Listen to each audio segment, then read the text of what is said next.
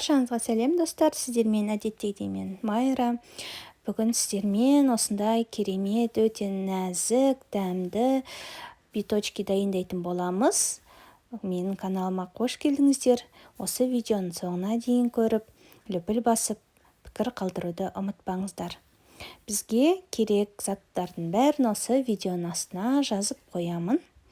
Ең алдымен біз осы тауықтың төс етін ет тартқыштан немесе блендердан өткізіп аламыз. Бізге тауықтың фаршы керек болады. Соны дайындап қоямыз. Содан кейін осы бір пиязды, үлкен емес, кішігірім бір пиязды осылай төрт бұрыштап, майдалап, турап, ысып тұрған майымызға сарғайғанша, жұмсарғанша қуырып аламыз. Міне осындай болу керек. Одан кейін ас көгіміз менде укроп пен кинза. Сіздер қолдарыңызда қандай ас көк бар, соны қолдансаңыздар болады. Оны да көп тураудың қажеті жоқ, себебі бірікпей қалады. Домалақтағанда жарты осы сарымсақты қосамыз, осылай майдалап аламыз. Сәбіздің жартысын ғана, аз ғана сәбізді үккіштен өткізіп дайындап аламыз. Барлық затымыз дайын. Енді осы заттың бәрін қосып бір ыдыста араластырып аламыз. Тауықтың етіне, фаршына үстіне укроп, жаңағы кескен үккіштен өткен сәбізімізді бәрін салып, үстіне тұз дәміне қарай, манная круппа дейді ғой, манный кашаға қолданатын соны саламыз. Қара бұрыш, паприка саламыз, және қуырып алған осы пиязымызды салып, бір жұмыртқамызды жарып, үстіне араластырамыз. Менде жұмыртқа кішкентай жұмыртқа, сіздерде отборный болса, кішкене жартысын қоссаңыздар да болады. Үстіне бір ас қасықты толтырмай сұйық май және су қосамыз. Сіздерде фаршыңыз сұйық болып тұрса, судың қажеті жоқ. Қосудың менде көріп тұрғандарыңыздай кішкене қою болғандықтан мен су қостым, кішкене сочный болсын деп. Міне барлығын осылай жақсылап араластырамыз.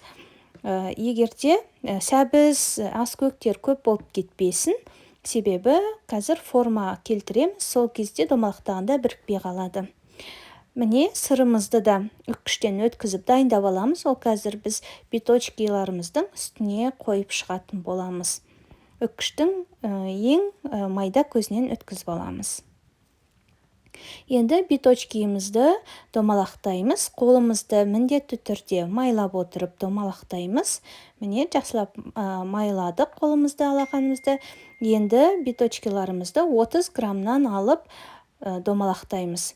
Егерде сіздер тіске басарлардың қасына қоятын болсаңыздар, 30 грамм жеткілікті болады. Егерде ыстық тағамдармен толыққанды гарнирдің қасына қойып, ыстық тамаққа дайындаймын десеңіздер, онда 50 граммнан бөлсеңіздер өте керемет болады. Міне осылай домалақтап, алақанымызбен кішкене басып, жалпақтап, ыдысымызға астына пергамент қағазы төселген табамызға орналастырамыз. Менде 21 штук шықты. Енді жаңағы сырымызды үстіне қойып шығамыз. Егерде сіздер майға қуырам десеңіздер, онда сыр қоймай, жай осылай дайындалған күйінде майымызға қуырып алатын боламыз. Мен ПП вариант жасап атқандықтан үстіне сыр қойып пісіріп аламын. Пешіңіз ысып тұрсын, 180 градуста 20 минуттай пісіп шықты менде. Сіздер өз пештеріңіздің қызулығына байланысты қарап отырып пісіріңіздер. Ал егерде майға пісірем десеңіздер, ол кішкене майыңызды бір қызытып, орташа отқа қойып пісіріп алыңыздар.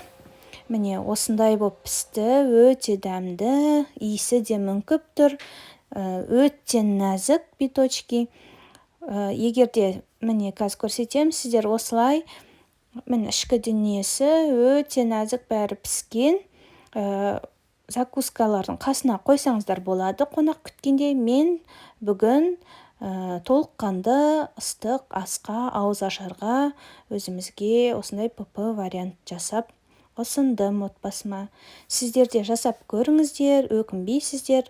Видеоны соңына дейін көргендеріңізге үлкен рахмет.